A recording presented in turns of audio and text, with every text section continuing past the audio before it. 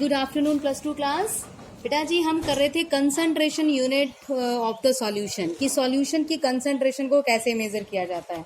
तो हमने कौन कौन सी यूनिट के बारे में पढ़ा था। हमने पढ़ी थी mass percentage, volume percentage, mass by volume percentage और एक पढ़ी थी मोलैरिटी।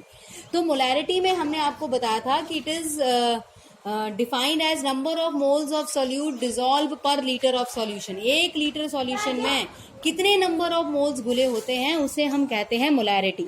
अब हम पढ़ते हैं मोल फ्रैक्शन यानी कि फ्रैक्शन ऑफ मोल्स। तो मोल फ्रैक्शन को कैसे कैलकुलेट किया जाता है। मोल फ्रैक्शन को कैलकुलेट करने के लिए हम क्या करेंगे, जैसे फॉर एग्जांपल हमारे पास 2 कंपोनेंट हैं ए और बी सॉल्यूशन बना रहे हैं हम। जैसे फॉर एग्जांपल हमने वाटर लिया, वाटर में चीनी डाली तो एक कंपोनेंट ए हुआ और एक कंपोनेंट हुआ बी। अब बेटा जी let it be mass of A is WA and mass of B is WP। ये है गिवन मास की मान लीजिए हमने 100 ग्राम वाटर लिया और उसमें 20 ग्राम शुगर डाली तो that is the given mass of component A and B. Then molar mass है ए का MA और इसका है मान लीजिए MB। तो ये मोलर मास तो बेटा जी फिक्स रहते हैं, ये आप जानते हैं। अब हम बताते हैं नंबर ऑफ मोल्स कैसे निकालेंगे। ए के नंबर ऑफ मोल्स निकालने हो तो हम जानते हैं फॉर्मूला होता है given mass upon molar mass. उसी तरह mole fraction of B calculate करना है तो वो होता है given mass upon molar mass of that component. अब बेटा जी let it be Na and Nb is the number of moles of component A and B। तो बेटा जी अब मोल फ्रैक्शन को हम x से डेजिग्नेट करते हैं। तो XA mole fraction of A is equal to number of moles of A divided by total number of moles that is Na plus Nb। This is how to calculate the mole fraction. उसी तरह mole fraction of B अगर calculate करना है तो क्या formula होगा, number of moles of B divided by total number of moles that is Na plus Nb। So this is how to calculate the mole fraction of component B। तो बेटा जी mole fraction को निकालने का formula होता है किसी के भी नंबर ऑफ मोल्स आपने निकालने हैं तो number of moles of that component divided by total number of मोल से हम डिवाइड करेंगे। अब बेटा जी एक फॉर्मूला आपने याद रखना है कि जो total number of mole fraction होता है सभी कंपोनेंट का यानी mole fraction of A plus mole fraction of B। तो XA plus XB is always equal to 1। तो बेटा ये कैसे 1 होगा, देखो दोनों को ऐड करेंगे Na प्लस NB इनके LCM आ जाएगा और Na प्लस NB ऊपर आ जाएगा, कट होगा तो आंसर 1 आ जाएगा। तो मोल फ्रैक्शन ऑफ 2 कंपोनेंट या mole fraction of all the component is always equal to 1। और अगर बेटा जी किसी सॉल्यूशन के अंदर सिर्फ 2 ही कंपोनेंट हैं और एक का मोल फ्रैक्शन तुम्हें पता है तो दूसरे का मोल फ्रैक्शन निकालने के लिए हम 1 में से माइनस कर देंगे x से तो इस तरीके से हम दूसरे का मोल फ्रैक्शन निकाल सकते हैं। अब देखिए बेटा NCERT का ही एक एग्जाम्पल है आपका, सॉल्व्ड एग्जाम्पल दे रखा है कि calculate the mole fraction of ethylene glycol and water in a solution containing 20% of ethylene glycol. आपके पास 20% इथाइलिन ग्लाइकोल दे रखा है तो 20% इथाइलिन ग्लाइकोल होता है बेटा जी CH2OH डॉट CH2OH यानी कि इसे हम कहते हैं इथाइलिन ग्लाइकोल।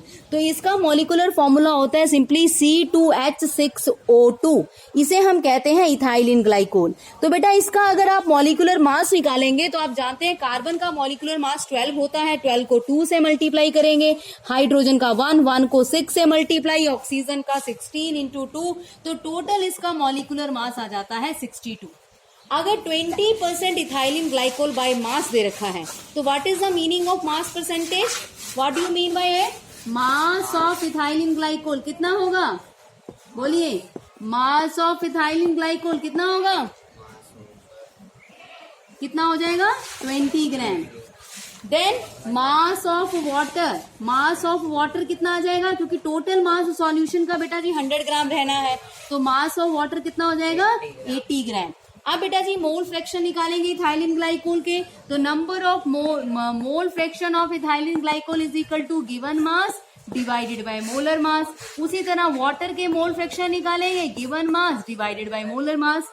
तो मोल फ्रैक्शन दोनों के आगे, अब दोनों को डिवाइड करेंगे तो आपके पास क्या आ जाएगा बेटा जी, mole fraction of ethylene glycol.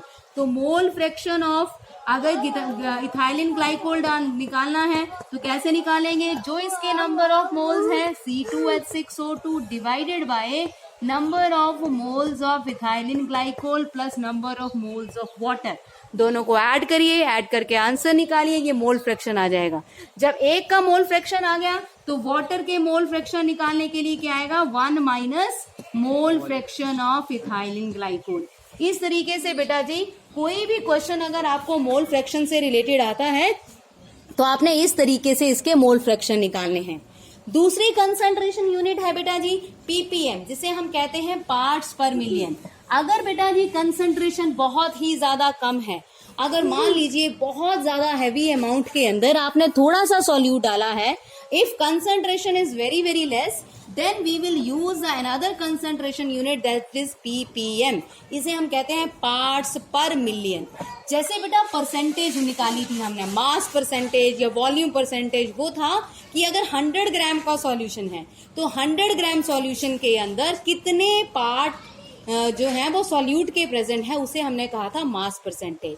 तो पीपीएम यानी पार्ट्स पर मिलियन का मतलब होता है कि अगर 1 मिलियन सॉल्यूशन है, 1 मिलियन सॉल्यूशन है, तो उसमें कितने पार्ट्स जो है वो सॉल्यूट प्रेजेंट है या सॉल्वेंट प्रेजेंट है, उसे हम कहते हैं पीपीएम। तो बेटा जी सिर्फ डिफरेंस क्या होता है वो ध्यान से सुनिए। जैसे फॉर एग्जांपल आपके पास दो कंपोनेंट हैं ए एंड बी, इसका मास है बेटा जी WA, इसका मास है WB, इसका वॉल्यूम गिवन है VA और इसका वॉल्यूम गिवन है VB। तो बेटा अगर मास परसेंटेज निकालेंगे तो मास परसेंटेज निकालने का फॉर्मूला होता है WA divided by WA plus WB into 100। This is the mass percentage of A। तो बेटा जब हम इसका पीपीएम निकालेंगे, ppm parts per million of A, this will be equal to mass of A divided by total mass of solution into 1 million, यानी कि 10⁻⁶। ये होता है बेटा जी पीपीएम। अगर 100 की जगह हम 10⁻⁶ लिख देंगे then it is known as ppm. जैसे क्वेश्चन पूछा जाता है कि 15 पीपीएम क्लोरोफॉर्म तुम्हारे पास दे रखी है, बोला इसकी मास परसेंटेज बताइए। तो 15 ppm chloroform if present in the water, then what is the mass percentage of chloroform? तो बेटा ppm का क्या मतलब बताया मैंने कि 10⁻⁶ gram of solution contain how much amount of chloroform, that is equal to 15 ग्राम। ये मतलब होता है 15 ppm का। अगर 10⁻⁶ ग्राम में 15 ग्राम प्रेजेंट है तो अगर मास परसेंटेज पूछी है, मास परसेंटेज यानी कि 100 ग्राम ऑफ सॉल्यूशन में कितनी क्लोरोफॉर्म होगी, तो 15 divided by 10⁻⁶ into 100, that is equal to 15 into 10⁻⁻⁴। समझ गए? तो इसे हम कहते हैं पीपीएम। पीपीएम यानी कि parts per million. Parts per million होता है कि 1 मिलियन पार्ट के अंदर कितने पार्ट जो है वो सॉल्यूट या सॉल्यूशन प्रेजेंट है, this is known as ppm. तो बेटा जी ये हमने अभी तक 4 कंसंट्रेशन यूनिट पढ़ी, mass percentage, volume percentage, mass by volume percentage, ppm, molarity. और बेटा जी अब आपने आपके लिए होमवर्क है कि आपने एनसीईआरटी का क्वेश्चन नंबर 1, 2, 4, 5, 6, 7 और 9 ये सारे एनसीईआरटी के क्वेश्चंस आपने करके दिखाने हैं मुझे। तो ये सबके लिए होमवर्क है, जितने बच्चे सुन रहे हैं वो सभी मुझे ये होमवर्क करके मुझे दिखाएंगे। थैंक यू बेटा।